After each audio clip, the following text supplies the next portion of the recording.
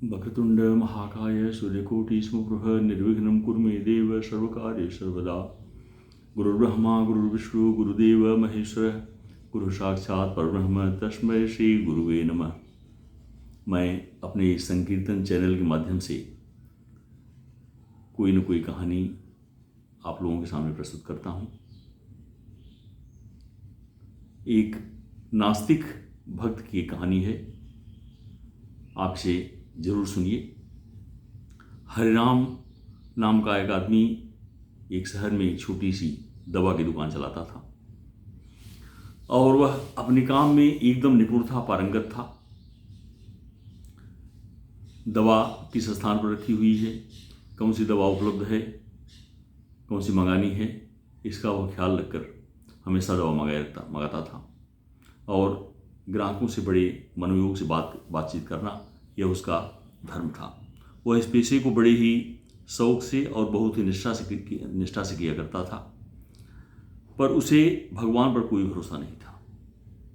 उसके घर वाले भी उसे समझाते थे कि भगवान पर भरोसा रखो, आस्तिक बनो, नास्तिक मत बनो। घर वाले उसे बहुत समझाते पर वह उनकी एक न सुनता।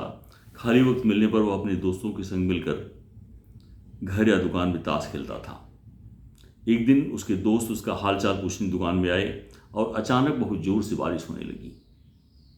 दोस्त भी वहीं जम गए।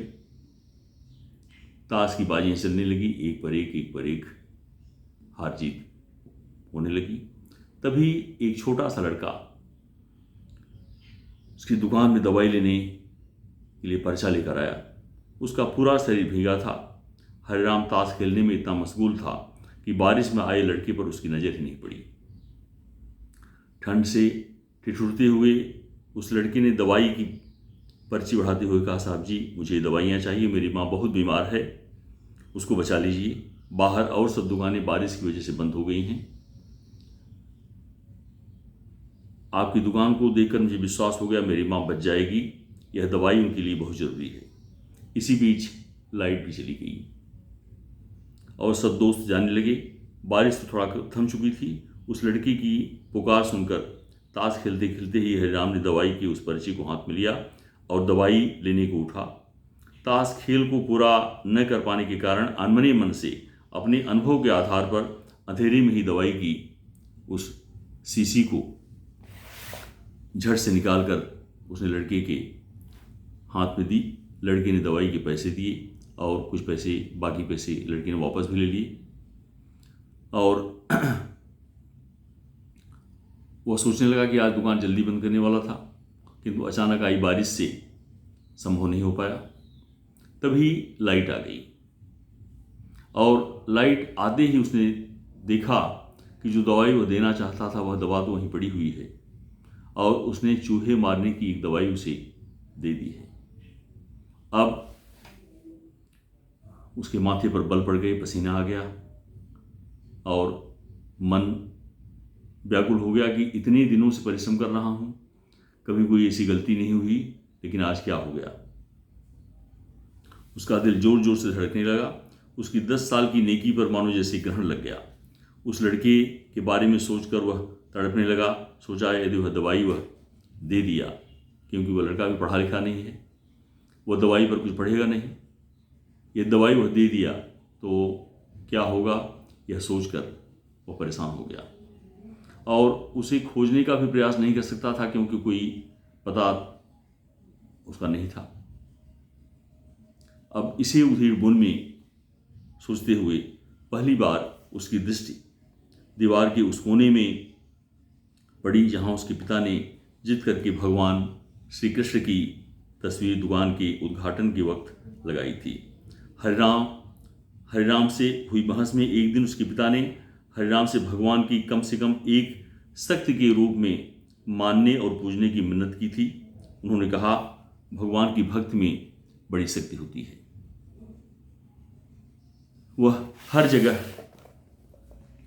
व्याप्त है और हमें सदैव अच्छे कार्य करने की प्रेरणा देती है। हरिराम में सारी बात याद आने लगी। आज उसने यह अद्भुत शक्ति को आजमाना चाहा। उसने कई बार अपने पिताजी की भगवान की तस्वीर के सामने हाथ जोड़कर आंखें बंद करके ध्यान करते हुए देखा था। उसने भी आज पहली बार कमरे के कोने में रखी उस धूल भरी श्री कृष्ण की तस्वीर को देखा और आंखें बंद कर दोनों हाथ जोड़कर वहीं खड़ा हो गया। इसके थोड़ी ही देर बाद वह लड़का फिर दुकान में आया।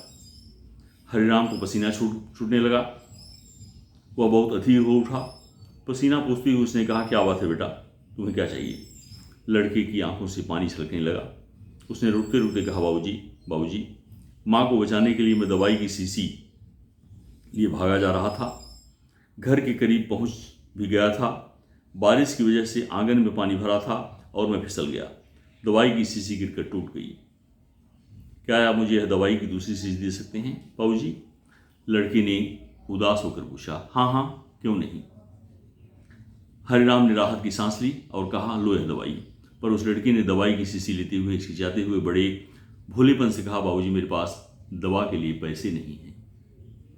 हरिराम को उस बेचारे पर दया आई। वह बोला, कोई बात नहीं, तुम यह दवाई ले जाओ और अपनी माँ को बचाओ। जाओ, जल्दी करो, और हाँ, अब की बार जरा संभल के जाना। लड़के ने कहा, अच्छा बाबूजी, कहता हुआ खुशी से चल पड़ा। अब हरिराम की जान में जान आई। वह भगवान को धन्यवाद देता हुआ अपने हाथों से उस धूल भरी तस्वीर को लेकर अपनी धोती से पोंछने लगा और अपने सीने से लगा लिया। अपने भीतर हुए इस परिवर्तन को वह सबसे पहले अपने परिवार वालों को सुनाना चाहता था। इसलिए जल्दी से दुकान बंद करके वह घर को रवाना हुआ। उसकी नास्तिकता घोर अंधेरी रात में भी अब बीत गई थी और अगले दिन की नई सुबह एक नए हरिराम की प्रतीक्षा कर रही थी। आइए अब इसे विराम देते हुए उसी भगवान की संकीर्तन की जाए।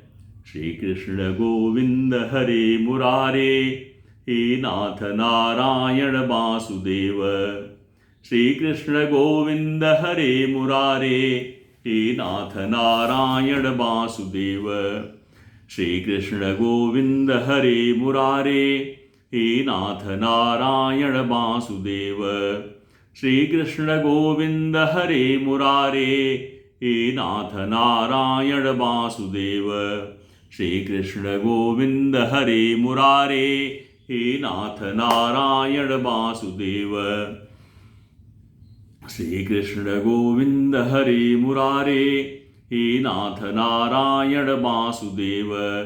श्री कृष्ण गोविंद हरे मुरारे, हे नाथ नारायण वासुदेव।